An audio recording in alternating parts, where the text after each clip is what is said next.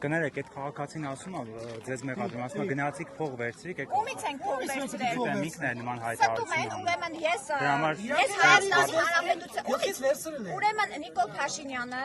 որպես Ալիևի եւ Էրդողանի կամակատար, հանձնելով Արցախը, հիմա էլ այն որ հայտարարում էր 2 օր առաջ, որ Սյունիքի հարց չկա, 2021-ին ասում էր Հադրութն ու Շուշին ենք հետ բերելու, ասում էր Արցախը Հայաստան է 2019-ի թորը, հիմա նույնը անում է Ալիևի հայտարարությունները լսել եք։ Ալիևը Հայաստանին դատի է տվել ու 150 միլիարդ դոլար փող է պահանջում միջազգային այցաններում, որովհետև գտնում է, որ հայ ժողովուրդը օկուպանտ է, Արցախը օկուպացրել է։ Վաղը մյուս օրը ինչպես է 150 միլիարդը Նիկոլը վճարելու։ Պարզ է, չէ, որ փողով չի կարող վճարել, տարածք է տալու։ Սյունիքը կտա, հետո կասի կներեք ժողովուրդ ջան, չէինք կարող, որպեսզի ձեր զավակներին չզոհենք, ստիպված պետք է հանձնենք, Սյունիքն էլ հանձնենք, առանց այդ ճանապարհ է տվել թուրքերին։ Այդ թրիփը որ կա, դուք գիտեք ինչ է նշանակում թրիփ, թուրքերին ճանապարհ է տվել, Ադրբեջանի մի մասը կապվում է մյուս մասին։ Հիմա այստեղ վեճը ինչից առաջացավ։ Վեճը նրանց է, որ Նիկոլ Փաշինյանին մոտեցել եմ, որպես Հայաստանի քաղաքացի, ասում եմ, որ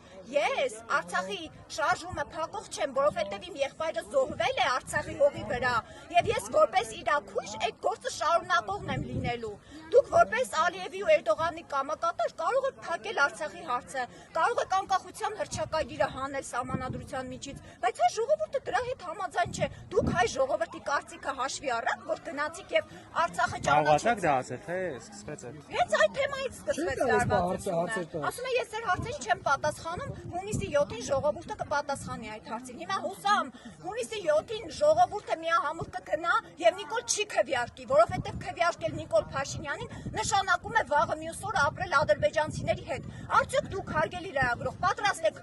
ապրել ադրբեջանցիների հետ։ Ալիևն է հայտարարում, Մայրիկ ջան, ես չեմ ասում։ Ալիևը ասում է Արևմտյան Ադրբեջան։ Ինչն է ամոթ, ինչն է ամոթ։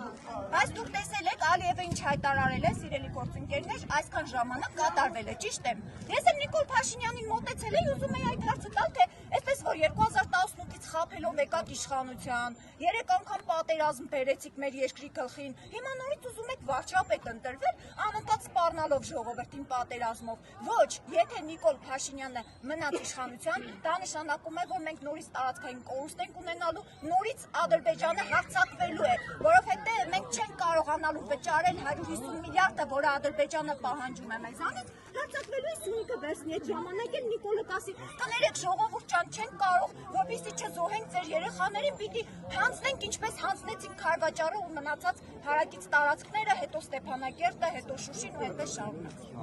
Ձեր անունը հասկանում քիչ էցնեք։ Էրմինե Մկրտչյան։